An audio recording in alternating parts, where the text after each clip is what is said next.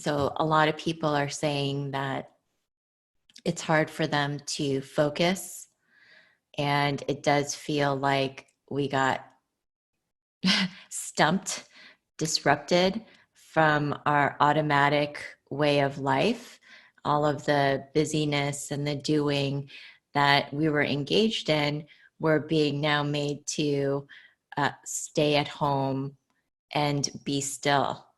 And it's bringing up a lot of agitation and fear and angst for people.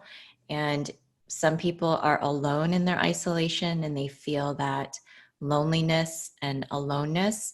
Some people are with their loved ones and their family members, and they are getting, on each other's nerves or at each other's necks. And there's a lot of adjusting that people are going through right now. And it's natural if you're not able to focus because you feel stressed. So if you think about it, it's like we all got slapped upside the head and we're just, discombobulated and trying to find a new center, a new normal, a new way of life in all of this. And it's a good opportunity, I think, right now for all of us to focus on our inner healing, because you're either home alone by yourself or you're with your family members, and family members or loved ones, partners, that's roommates, that's a good opportunity to also practice healing and being more conscious in your interactions and being in close quarters, because your stuff is going to get triggered more easily. Something I'd like to share with you, that a lot of people think meditation's the answer. And I don't think that's necessarily true. I think there's something that people need more than meditation, and that's rest and relaxation. I think meditation is something that's, a practice that's sort of up here, and we don't need to go, try to use too much of our energy to try too hard to be still and be focused. I think that a practice that's really nourishing and supports meditation and naturally leads us to meditation is relaxation. And I think that's a more important practice for the majority of people. And the reason I say that is because if you are stressed and anxious, like most of us are, you'll bring a lot of that energy into meditation, and you'll feel more frustrated, and you'll feel it'll be harder for you to calm down because you have tension. You have physical tension, you have mental tension, and you really need to be able to release that tension first before having a strong sitting practice. And there's nothing wrong with just resting and relaxing. It's not less than meditation. In fact, it can be more valuable for people than meditation. So I think we forget that what meditation really is there for. We think that it's about sitting still for 20 minutes, for 30 minutes, for an hour, and then we're proud of ourselves because we did it that way. And we discount ourselves if we just lie down or we lie down on the couch. But I can tell you, in sharing meditation for over a decade and providing meditation trainings, what I often see is that people need rest and they're really tired. And what often happens when people start a serious meditation practice is that they fall asleep because they're exhausted. So, really, what I'm suggesting is that you need to have nourishment and rest in order to have a strong practice, and to just start there first. It's like stretching before you run, and then training yourself before you go have a marathon. And it's really taking care of yourself and being willing to move in stages before you kind of go for that peak level, or having a meditation practice. And if you are, I have some suggestions. So I'm going to start with this first skill of relaxation. But my other suggestion is to listen to guided meditations. So that's also a really wonderful way, is to listen to guided meditations. There's a lot of free meditation on YouTube. One of our favorite apps that we recommend is Insight Timer. Insight Timer, it's a free app, and they do have paid courses and things on there, but that's also a great app for meditation.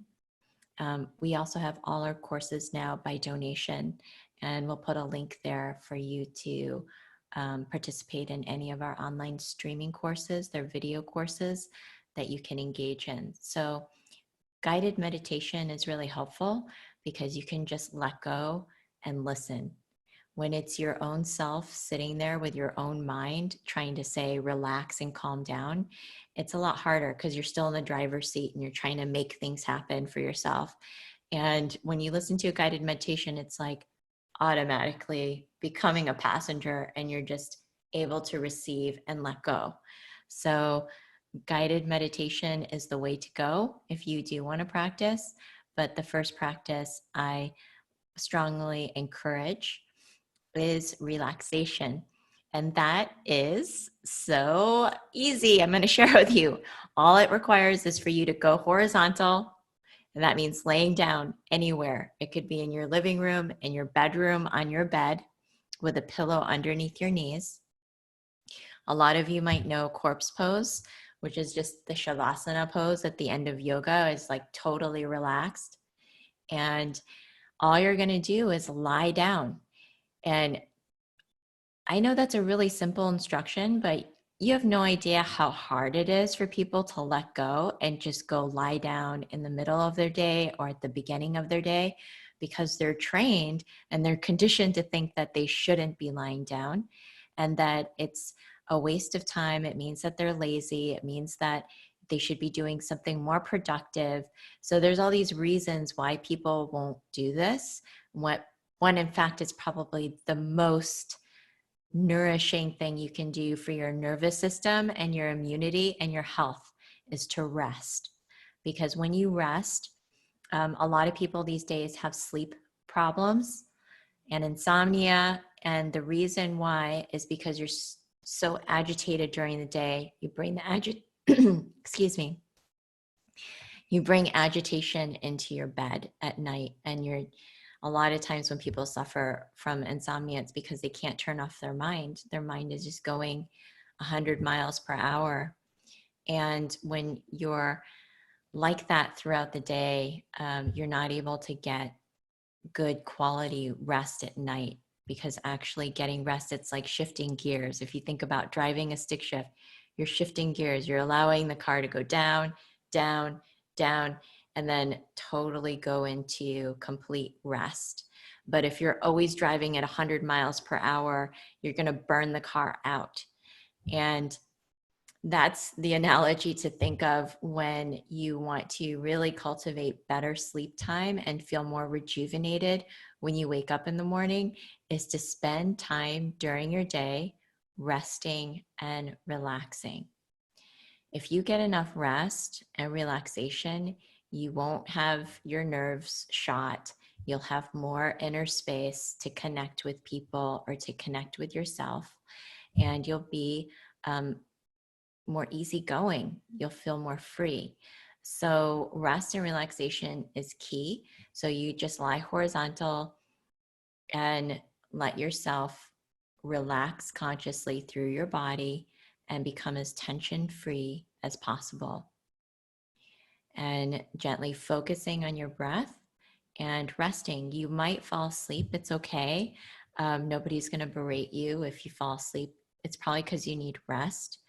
But you might find yourself, when you're resting, between that state of waking and sleeping. And that's a very interesting state to be in. It is a state we can start to go into in a meditation practice as well. It'll feel like your body's going to sleep, but your mind is still awake. So that's what you're going for, is trying to, while you're relaxing consciously through the physical body and creating a state of relaxation, physiology, in terms of your physiology, keeping your mind awake and alert, letting it stay open and relaxed. And just practice this. This is all you need, is this. Let yourself drop into as much rest and relaxation as possible. Again, that's going to be a huge challenge for 90% of the people is to do that, is to really let yourself take up as much of that as you can. But you'll be surprised at how much more energy you have and focus and motivation as a result of just resting and relaxing. And that's the key. It helps create efficiency within your body system. And it has been shown that even athletes, peak athletes, Olympians, when they take time to rest and relax, they perform much better than athletes that train continuously day after day after day. So that's it. We have a course, it's called Meditation for Relaxation. We provide guided meditations in that course. So if you want, you can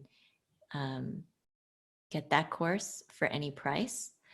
And that is the skill. If you have the energy at the end of your rest, you can sit up and practice meditation.